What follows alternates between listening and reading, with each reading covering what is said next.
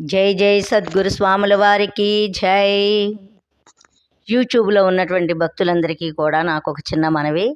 ఎందుకంటే కొంతమంది నాకు ఫోన్ చేసి, అమ్మా మీరు చెప్పే బోధ మాకు చాలా బాగా అర్థమవుతుంది, కానీ మా గురువుగారు మాకెందుకో ఇది చెప్పలేదు, దేనికి చెప్పలేదో మాకు అర్థం కావట్లేదు అని చాలామంది అడిగారు.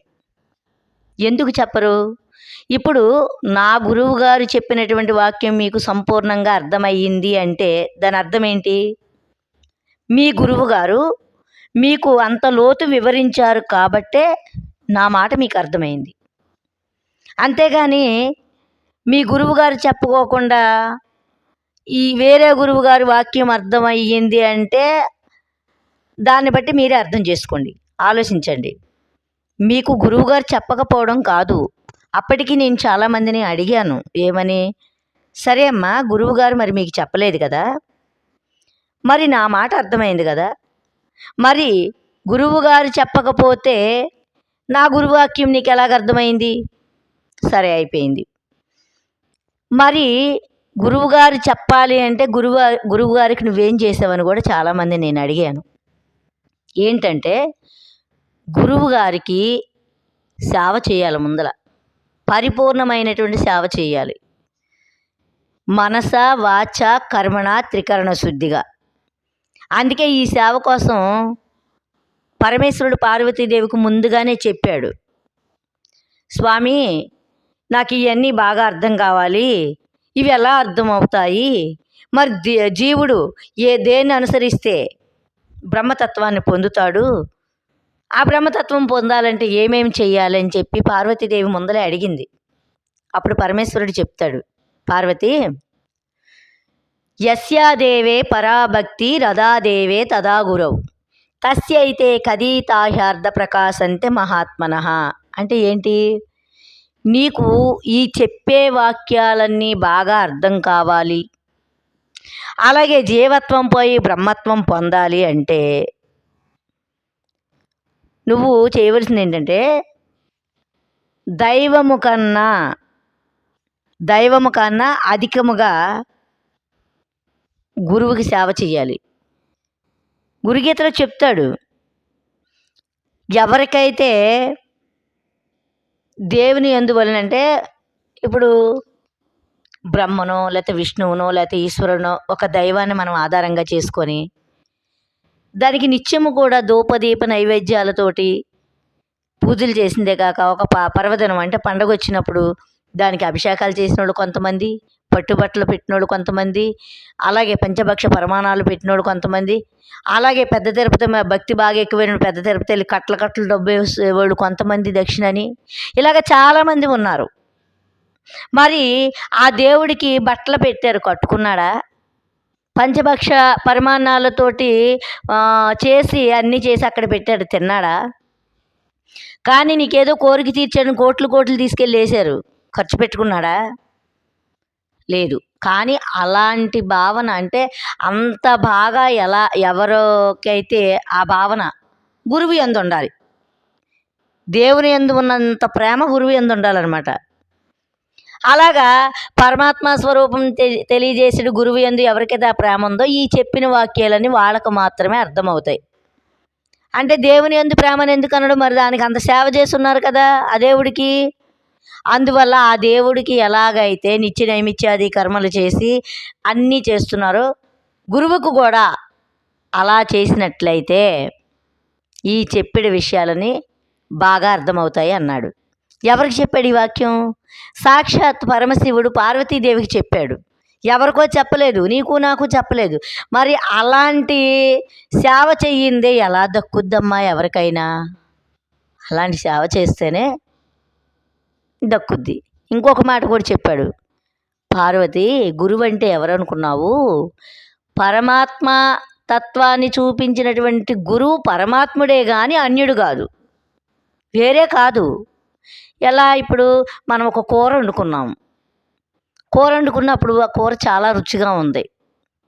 అప్పుడు ఈ కూర ఎలా వండావు, ఏమేమి వేసి వండావు అని ఇంట్లో వాళ్ళు పక్కన వాళ్ళు అడిగారు. అప్పుడు వండినటువంటి వారికే ఎలా వండారో తెలుస్తుంది కనుక ఇలా వండాను ఇలా వండని చెప్తారు. అలాగా పరమాత్మ స్వరూపాన్ని దర్శించినటువంటి వాడంటే నువ్వు కూర వండిన దానివి నీకే తెలుసు కదా, అలాగా పరమాత్మ దర్శనం చేసినటువంటి వాడు వాడికే తెలుసు నిన్ను పరమాత్ముడిగా ఎలా తీర్చిదిద్దాలో. అందువల్ల ఆ పరమాత్మ స్వరూపాన్ని ఎరిగినటువంటి వాడు పరమాత్ముడే.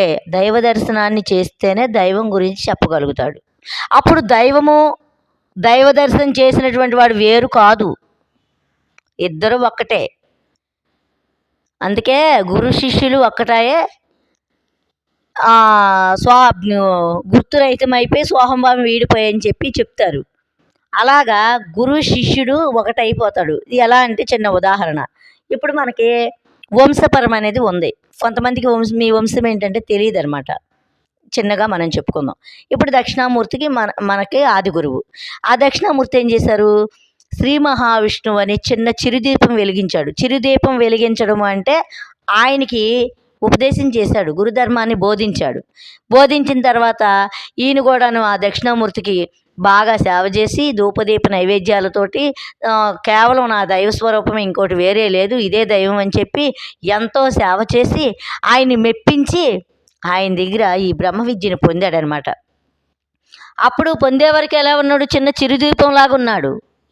ఇప్పుడు అఖండ దీపం అయ్యాడనమాట. అఖండం అంటే ఖండఖండములుగా ఉన్న ఆత్మ అంతటిని కూడాను అఖండంగా చేసుకున్నాడు. అంటే నాతో సహా అఖండమైనటువంటి ఆత్మయే నా గురువు అని, నాతో సహా నా గురుస్వరూపమని ఆ గురువుని తనలోన నిలబెట్టుకున్నాడు.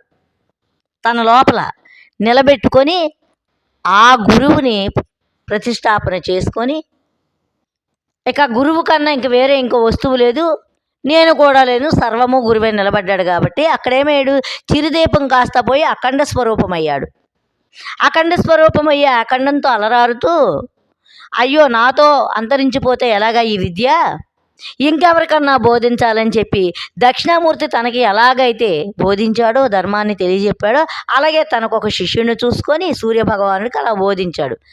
అలాగా సూర్యభగవాను నుంచి ఇంకొకరికి అలా అలా అలా మన గురువుల వరకు వచ్చింది. మరి ఆనాడు మహాత్ములే సేవించి ఎంతో పూజించి కీర్తించి అన్నీ చేసిన తర్వాత వాళ్ళకి ఆ విద్య అందింది కదా. మరి మనము అయ్యో ఈ బట్టలు కొంటే మాకు తక్కువైపోద్ది, ఈ దక్షిణ ఇస్తే నాకు తక్కువైపోద్ది, ఒక పూట భోజనం చేస్తే బోడు ఖర్చు అవుద్ది, ఎలా తెలుస్తుందమ్మా? ఇది మామూలు విద్య, బ్రహ్మ విద్య. బ్రహ్మ విద్య అంటే నీలో దాగి ఉన్నటువంటి ఆంతరాంతరాలలో ఉన్నటువంటి శక్తిని మేలుకొల్పడం. అంటే గురువు గారికి ఎంత ఖర్చు అవుతుంది? డబ్బు ఖర్చు కాదు, లోపల ఉన్న ఆయుష్ ఖర్చు. నీకు చెప్పడానికి ఆయన ఆవుసంతా కూడా కరిగిపోతూ ఉంటుంది. మరి అలాంటి కరిగిపోయినటువంటి వాడికి నువ్వేమిచ్చావు అంటే, అమ్మ డబ్బిస్తే చెబుతారంటే డబ్బిస్తే చెప్పేది కాదు, పాదాలు పట్టుకుంటే చెప్తారంటే ఖచ్చితంగా అది అహంకారంతో కాకుండా పూర్ణం కావాలంటే, పూర్ణంగా నాకు తెలియచేయాలంటే చెబుతారు. పాదాలు పట్టుకోవడం అంటే ఏదో ఈ పాదాలు ఎలా తాగితే నాకు వచ్చేద్దంటే అది కూడా కాదు. భక్తిపూర్వకంగా తెలుసుకోవాలనే తపన చేత తప్పించేవాడికి మాత్రమే తెలుస్తుంది. ఖచ్చితంగా నువ్వు నీ వైపు తిప్పుకోవాలంటే నీలో లోభత్వం పోవాలి. లోభత్వం పోవాలంటే నువ్వు నీ దైవానికి ఎన్ని అయితే ఖర్చు పెట్టి చేసావు, నీ గురువుకు కూడా అలా చెయ్యాలి. నువ్వు గురువుకి ఇవ్వడం అంటే ఎవరికి అనుకుంటున్నావు? ఎవరిని సంతోషపెడుతున్నావు?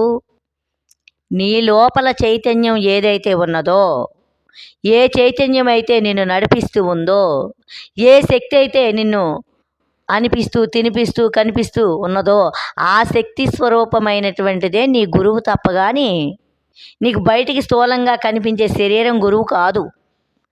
నీ లోపల ఉన్న నేను ఆ గురువులో ప్రవేశించి నీకు ఉపదేశం చేసింది.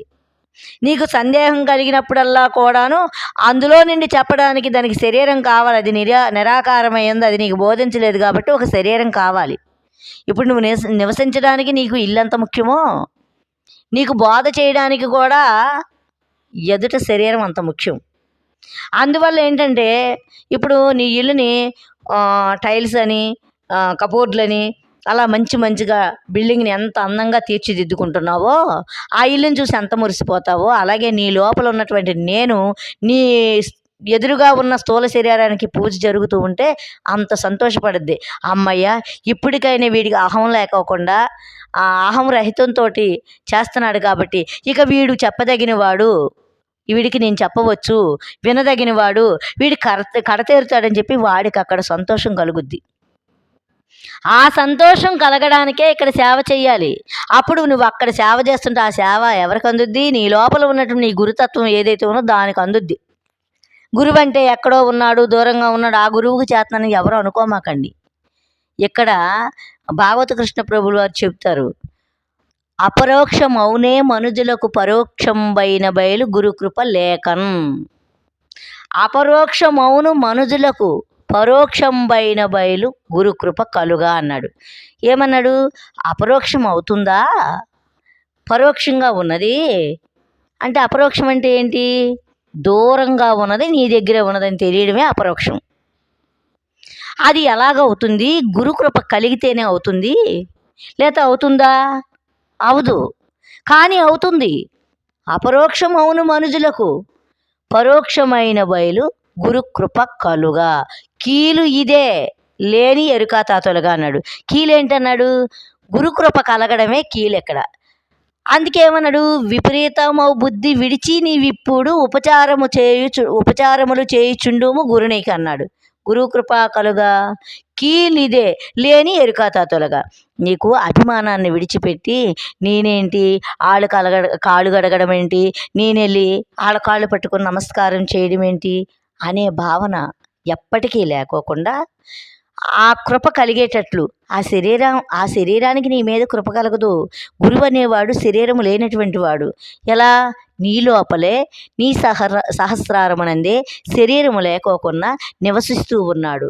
వాడు చెప్పాలంటే వాడికి శరీరం కావాలి కాబట్టి నిరాకారమైన స్వరూపము ఎదటి ఉపాధిని ఎంచుకొని ఆ ఉపాధి కూడాను అన్ని మాలిన్యాలు తొలగించుకొని ఉన్నటువంటి ఉపాధిని ఎంచుకొని అందులో జొరబడి నిన్ను బంధ విముక్తుడిని చేస్తాడు, పవిత్రుడిని చేస్తాడు. అందువల్ల ఏంటంటే ఈ నిరాకారమైనటువంటి గురువుకి శరీరం లేదు కనుక దాన్ని ఎంచుకొని దాంట్లో ఉండి బోధిస్తున్నాడు. ఎందుకని? నీకు కల వచ్చింది. ఏ కల వచ్చింది? నేను గురువు దగ్గరికి వెళ్ళి ఉపదేశం పొందాలనే ఆలోచనే కల, సంకల్పమే కల. ఆ కలలో నువ్వు తెచ్చుకున్నటువంటి శరీరమే తప్పనించు కానీ నీ లోపల నిరాకారంగా సహస్రారంలో ఎప్పుడు కూడా నిలబడుతూ ఉన్న గురువుకి శరీరం ఉందా? మరి నువ్వు తెచ్చుకున్నటువంటి శరీరాన్ని మరి నువ్వే సేవించి, నువ్వే పూజించి, నువ్వే చెయ్యాలి. చేస్తే అప్పుడు నీ లోపల ఉన్నటువంటి గురువుకి దయ కలిగి, అందుకే ఇంకో మాట కూడా చెప్తారు భాగవతంలో, రతనీకి దయ వస్తే అర నిమిషమున బోధ స్థితి నీకు కుదిరించి అన్నాడు. ఆ దయ కలిగేటట్టు మనం సేవ చేయాలి. అందుకే మానవ సేవే మాధవ సేవ అన్నారు. మానవుడికి సేవ చేస్తే మాధవుడికి అందుద్దట. అలాగా నీ ఎదురుగా ఉన్న నీ స్థూలాంశంగా ఉన్నటువంటి గురువుకి నువ్వు సేవ చేస్తే నీకు జనలేని బ్రహ్మజ్ఞానం నీ లోపలే పుడుతుంది. అది ఎక్కడో లేదు, నీకు స్వతసిద్ధమయ్యే ఉంది. ఎక్కడో ఉందని అనుకోవక్కర్లేదు. అందుకని అపరోక్షమౌను మనుజులకు పరోక్షంబైన బయలంటే అపరోక్షం అవుతుంది. నేనేంటంటే ఇప్పుడు నీ విషయానికే చెప్పాను, బయలుకి చెప్పలేదు. ఆ కందార్థ భావన వేరు. అయితే ఇది ఎరుకకు తీసుకొని చెప్తున్నాను కాబట్టి గురుకృప కలగడానికి చెప్పవలసి వచ్చింది. ఆ రకంగా గురువుకి అంత పరిపూర్ణమైనటువంటి సేవ చేస్తేనే నీకు అందుతుంది. ఇంతకు చెప్పుకున్న వంశపరం తెలియదని ఆ దక్షిణామూర్తి శ్రీ మహావిష్ణువుకు దారబోసిన తర్వాత దక్షిణామూర్తి లేడు అంటే ఆ దక్షిణామూర్తి శ్రీ మహావిష్ణువు రూపంలో ఉన్నాడు. ఆ శ్రీ మహావిష్ణు రూపమే సూర్య భగవాన్ రూపంలో ఉంది. అలాగ మొదటి నుంచి తీసుకొస్తే నీ గురువు వరకు ఏది ఉంది? దక్షిణామూర్తి స్వరూపమే అక్కడ కొలువై ఉంది. అందుకే ఆది గురువు అన్నారు. అలాగా అది చెబుతుందే తప్పనిచ్చు కానీ నీకు నువ్వు ఈ వాక్యాన్ని ఎవరికి చెప్పలేవు. అలాంటి గురువుని ఎలా పూజించాలి? ప్రత్యక్ష దైవం అమ్మ. మీకేంటంటే శరీరాన్ని చూసి ఏమన్నా అలాగే ఉన్నాడు కానీ నిర్లక్ష్యం కూడదమ్మా. ఎవరికి ఏది తెలియకపోయినా గురువుకి చాలా బాగా తెలుసు. గురువు మహాత్ముడు, సాక్షాత్ పరమశివుడు, బ్రహ్మ, విష్ణు, మహేశ్వరులు కలిపినటువంటి వాడు. 3 కలిపితే గురువయ్యాడు. గురువు సాక్షాత్ పరబ్రహ్మమయ్యాడు. అలాగ ముగ్గురికి అతీతంగా ఉన్న పరబ్రహ్మ స్వరూపం ఏదైతే ఉన్నదో అదే మనకు ప్రత్యక్షంగా వచ్చి గురు రూపంలో వచ్చి మనకి చెప్తుంది కనుక మనం మన గురువు గారిని నిర్లక్ష్యం చేసి ఎంతమంది గురువులు చెప్పింది విన్నప్పటికీ కూడా మైండ్లో నిలబడదు ఆ క్షణమే. అదే నీ గురువు, నిన్ను కన్న గురువు నీకు చెప్తే మైండ్లో ఉండిపోద్ది. ఎలా అంటే ఇప్పుడు మనకి పిల్లలు పుట్టారు. ఆ పిల్లలు తల్లిదండ్రులు ఎలా నడుస్తున్నారు, తల్లిదండ్రులు ఎలా ఉంటున్నారు, వాళ్ళు ఎలా మాట్లాడుకుంటున్నారు, ఇవన్నీ అబ్జర్వేషన్ చేసి వీళ్ళ ప్రభావమే వాళ్ళ మీద పడుతుంది కాబట్టి వీళ్ళలాగే వాళ్ళు ప్రవర్తిస్తారు. వాళ్ళకి కొత్తది రమ్మంటే రాదు. ఇక కొత్త వాళ్ళు ఎన్ని చెప్పినా ఇక్కడ అలవాటు పడిపోయి ఉన్నారు, వినరు. అలాగే నీ గురువును నువ్వు సేవించి పూజిస్తే నీ గురువు నటక, నీ గురువు భావం, నీ గురువు ధ్యానం, నీ గురువు జ్ఞానం సమస్తము నీ సొంతం అవుతుందనమాట. నీ సొంతమైందనుకో అప్పుడు ఎదటి గురువు గారు చెప్పినటువంటి కొన్ని వాక్యాలని దానికి అనుసరణ చేసుకొని అప్పుడు నువ్వు ఎక్కడ మాట్లాడినా చెల్లుతుంది. అంతే తప్పనిచ్చు కానీ నీ గురువుకు మించిన గురువు ఈ లోకంలో ఎవ్వరూ లేరు. సాక్షాత్ పరబ్రహ్మమై నీ లోపలే అలరారుతూ ఉన్నాడు కనుక ఆ గురువే నీకు ముఖ్యము. అందుకని ప్రతి ఒక్కరు కూడాను ఎవరి గురువును వాళ్ళు పూజించండి, సేవించండి, కీర్తించండి, భజించండి. అమ్మా గురువు ఎంతని చెబుతామని చెప్పండి అమ్మా. ఇప్పుడు చాలా లాంగ్ అయిపోతుంది నేను ఇంకా చెప్పాలంటే. కుదిరితే ఇంకొక వీడియో చేస్తాను. కానీ గురువుని మాత్రం నిర్లక్ష్యం చేయకండి. గురువు దగ్గరికి వెళ్ళనే కూడదు. వెళ్ళారా ఒక పట్టుకొమ్మ దొరికినట్లే, మీకు అద్భుతమైనటువంటి స్థితి అందిపుచ్చుకున్నట్లే. అందుకనే ఎవరి గురువుని వాళ్ళు పరిపూర్ణంగా సేవించండి. ఎలా ఇంతకు ముందుల విగ్రహారాధనలోని ఎన్ని రకాలైనటువంటి దీంతో కొలిచారో అలా కొలవండి. కొలిస్తే అప్పుడు అన్నీ మీ సొంతం అవుతాయి. అనొచ్చు అమ్మగారు, కొలవకపోతే సొంతం అవరంటే ఎప్పటికీ అవరు. నువ్వు ఒక వస్తువుని సాధించాలంటే ఎన్నో కష్ట నష్టాలు పడి డబ్బు సంపాదించి అన్ని కష్టాలకు ఓర్చుకొని వస్తువును సాధిస్తావు. బ్రహ్మ విద్య కదమ్మా. నువ్వు ఏ కష్ట నష్టాలు పడక్కర్లా. కేవలం కష్టం నష్టం పడేదంటే గురువు గారికి సేవే చెయ్యాలి. ఆ సేవ చేస్తే అన్నీ నీకు సొంతమే, అరిచేతిలో వైకుంఠమే. సరే, ఈ వీడియో నేను ఎంత చెప్పినా లాంగ్ అయిపోతుంది. సరే, మళ్ళీ ఇంకొక వీడియోలో కలుసుకుందాం. జై జై సద్గురు స్వామి.